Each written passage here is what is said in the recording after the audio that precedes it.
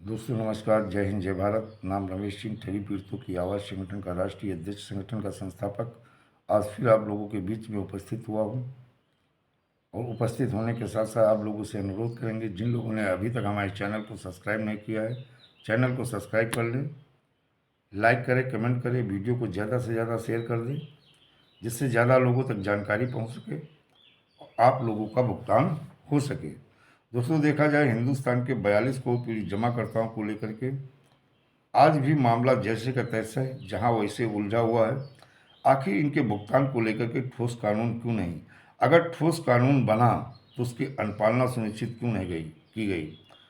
और अभी तक उत्तर प्रदेश राज्य से लेके हिंदुस्तान के अन्य राज्यों में भी आवेदन हुए और आवेदन होने के बाद में आंदोलन भी हुए, लेकिन इन पीड़ित जमाकर्ताओं के दर्द और पीड़ा को कोई राजनीतिक पार्टी क्यों नहीं समझ रही है? आखिर इनका भुगतान क्यों नहीं सुनिश्चित कर रही? ये कई क्वेश्चन हैं। आखिर कई बार देखा जाए राजनीतिक पार्टियां चिटफंड मुद्दे को लेकर के आपस में टकराई, और देखा जाए चाहे पश्चिम सारदा स्कैम को लेकर के पश्चिम बंगाल और दिल्ली की राजनीति भी आपस में टकराई, और टकराने के बाद में दोषारोपण किया गया।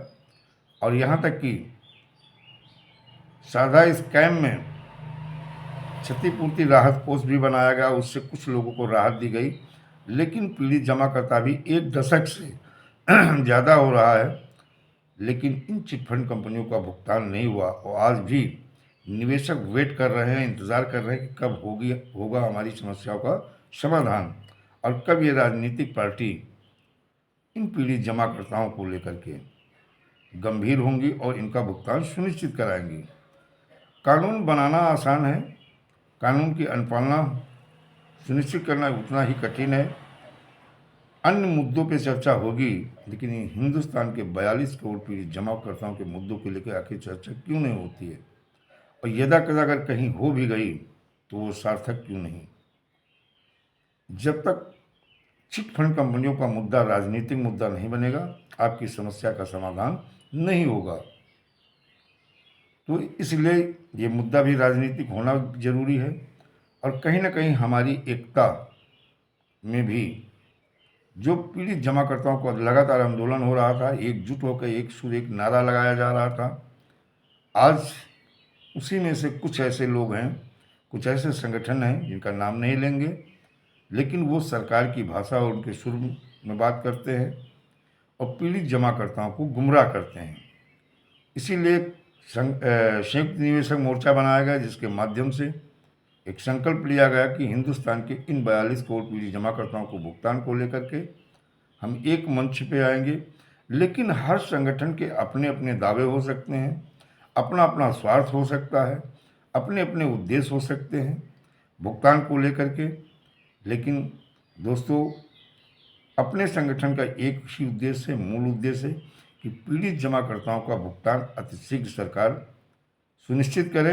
और इनके भुगतान के लिए जिन जिन कंपनियों की अभी प्रॉपर्टी अटैच हुई थी या सेल आउट हुई है, जो पैसा सेबी, लिक्विडेटर या कमेटी समेत सक्षम अधिकारी, ईडी, सीबीआई इनके पास है, इसे सरकार को अतिशीघ्र रिलीज कराना चाहिए।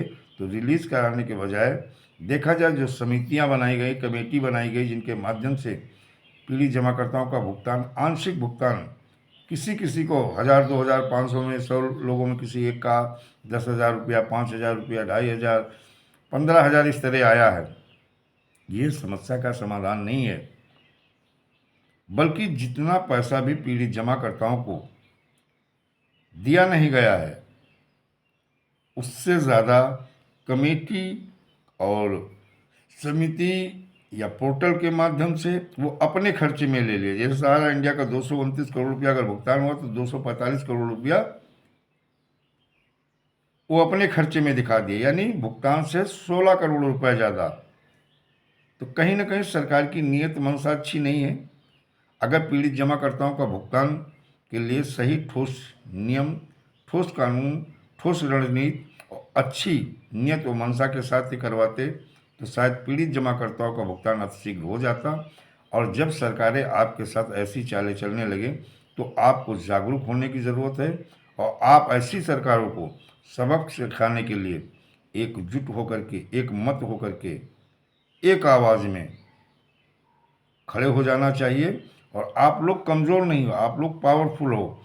आप ही ऐसे हो जो इन बड़े बड़े मंत्री, विधायक, सांसद जिनको सत्ता में कुर्सी पे बैठाते हो, मुख्यमंत्री और प्रधानमंत्री बनाते हो, तो आप अपनी ताकत को पहचानो और पहचान करके सही समय है, सही वक्त है, इन्हें इस बार जवाब दो और जिससे इनकी आंखें खुल जाए और आपके भुगतान को लेकर के ये गंभीर हो।